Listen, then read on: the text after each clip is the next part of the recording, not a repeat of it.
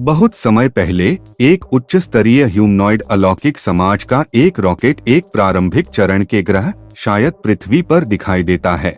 बाहरी लोगों में से एक सुस्त तरल पदार्थ पीता है, जिससे उसका शरीर बिगड़ जाता है और झरने के पास गिर जाता है।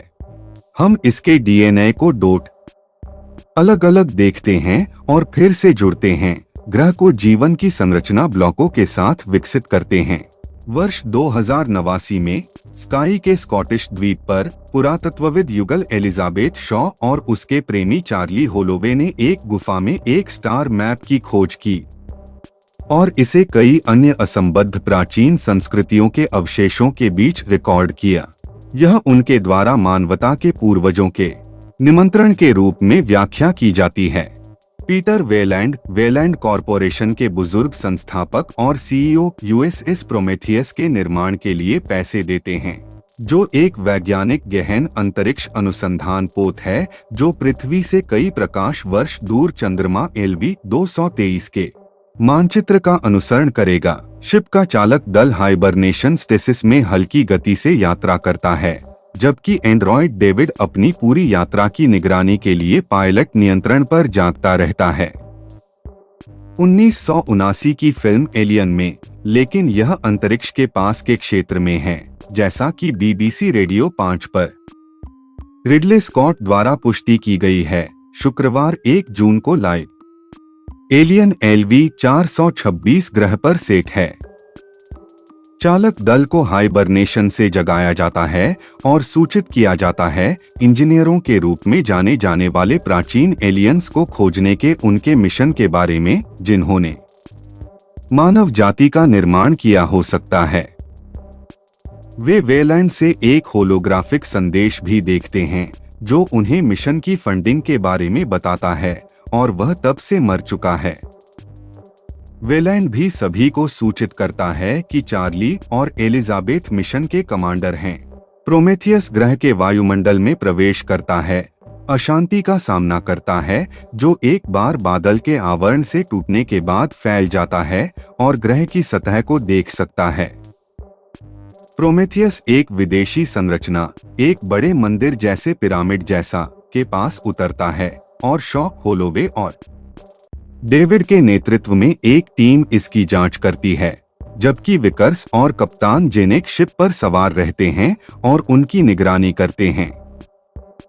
प्रगति मेरेडिथ विकर्स, मिशन निदेशक, उन्हें किसी भी सीधे संपर्क से बचने और एलियंस की खोज होने पर वापस लौटने का आदेश देता है।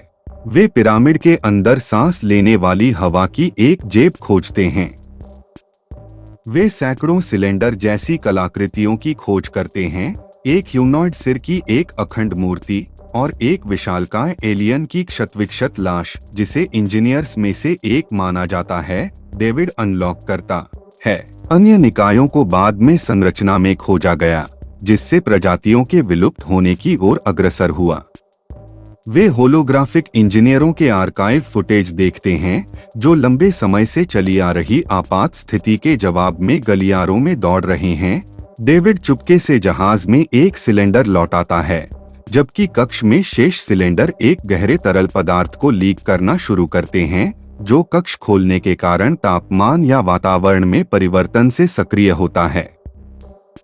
एक तेजी से आने वाला तूफान चालक दल को प्रोमेथियस में लौटने के लिए मजबूर करता है। शॉ और चिकित्सक फोर्ड डेविड की सहायता से एक भारी हेलमेट को हटाते हुए जहाज पर सवार इंजीनियर के सिर की जांच करते हैं। उन्हें पता चलता है कि इसमें मानव जाति के समान डीएनए है। वे सिर को अस्थायी रूप से पुनर्जीवित करने के लिए एक विद्युतीकृत सुई का उपयोग करते हैं। हालांकि सांस लेने वाली हवा के संपर्क में आने से कटे हुए इंजीनियर का सिर तेजी से सड़ जाता है और बिखर जाता है। डेविड बाद में सिलेंडर की जांच करता है और कई एम्पूल्स पाता है जिसमें एक चिपचिपा काला द्रव होता है।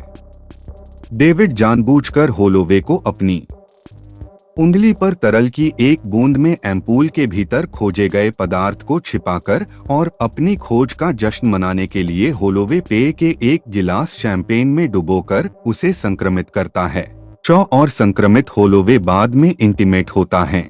जब होलोवे बाद में आईने में देखता है तो वह देखता है कि उसकी आंखें बदल रही हैं, वे गठिया हैं और उन्होंने देखा कि उनके एक कॉर्निया से एक छोटा चांदी का कीड़ा जैसा जीव निकलता है। वापस अंदर फिफिल्ड और मिलबर्न ने एक अजीब सांप जैसा जीव देखा जो सिलेंडरों से लीक हुए काले तरल पदार्थ के एक पूल से निकलता है। जब मिलबर्न जीव की जांच करने के लिए उसके पास जाता है तो वह जल्दी से उसका हाथ पकड़ लेता है और खुद को उसकी बाह के चारों ओर लपेट लेता है, इसे सेकंडों में तोड़ देता है। जब फिफिल्ड इसे काटने की कोशिश करता है तो प्राणियों में से एक संक्षारक द्रव एसिड जैसा कुछ फिफिल्ड के हेलमेट को पिघला देता है, जिससे वह सिलेंडरों से लीक होने वाले गहरे तरल के संपर्क में आ जाता है। जीव तब अपने सूट में प्रवेश करता है और अपने गले के नीचे अपना रास्ता बनाता है।